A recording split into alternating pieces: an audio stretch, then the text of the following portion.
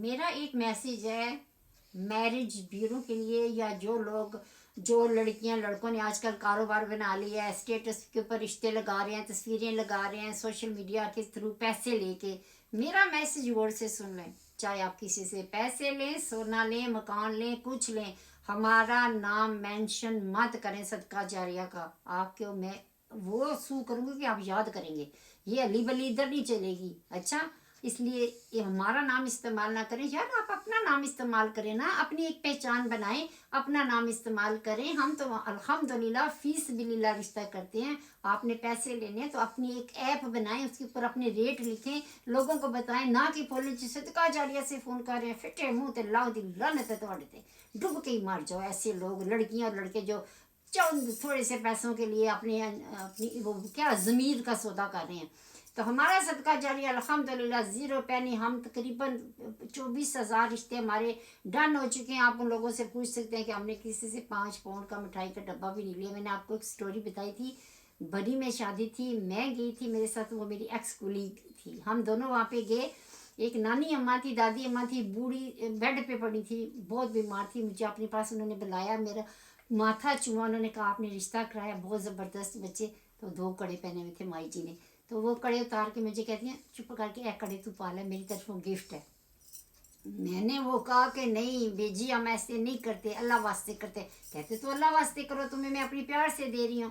میں نے ان کو ڈسٹرب نہیں کیا، بہت زیادہ بیمار تھی. میں ان کی بہو کو بیٹے کو بلایا کچن میں، دروازہ بند کر. میں کہ اے تھوڑی اماں دے کڑے نے تو پلیز اماں کو مت بتانا، انہوں نے مجھے محبت سے دیے، آپ کسی کو اللہ واسطے دے دینا. یہ کو میں اپنی بڑائی نہیں بتا رہی. جب ایک چیز فی سبیل اللہ ہے تو فی سبیل اللہ کا خدا کے لیے اس بات کو سمجھیں اس بات کو. وہ ایک بوڑھی عورت تھی، مجھے اتنی محبت دکھا رہی تھی، لیکن میں نے ان کی بیٹے اور بہو نے فیس بک پہ سٹوری لگائی تھی یہ میری، کہ ایسے انہوں نے ہمیں مطلب وہ لے کے بھی جا سکتی تھی، لیکن انہوں نے کچن میں بلا کے ہمارے حوالے کی ہماری ماں کی امانت. اور یہ بھی کہا ہے کہ ان کو اللہ واسطے کسی کو غریب کو دے دیں، جس کو کوئی ضرورت مند ہے اس کو دے دیں.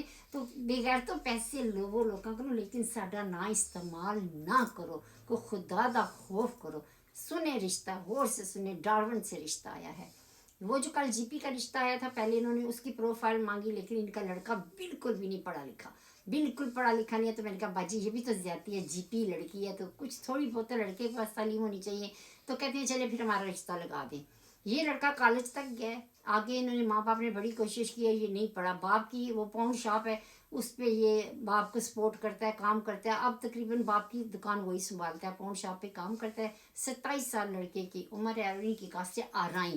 اگر آپ کرنا چاہتے ہیں، کچھ کافی لوگ آتے ہیں کہ ہمیں ڈگری والے رشتے نہیں چاہیے. یہ بلیک مین کا رشتہ سنیں، بہت ہی جاننے والے ہیں، پہچان والے ہیں، اچھے لوگ ہیں، خاندانی لوگ ہیں.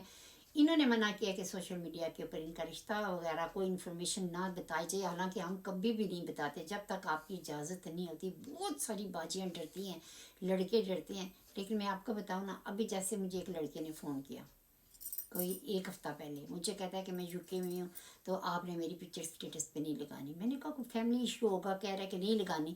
تو لیکن آپ ہمیں بتائیں کہ جب تک ہم آپ کا رشتہ آپ کی پروفائل اسٹیٹس پہ نہیں لگائیں گے تو کون سی جادو کی چھڑی آئے گی کہ ہمارے لیپ ٹاپ سے آپ کا رشتہ لے کے تو آپ کو رشتہ دے دیں گی. ایسے نہیں ہوتا.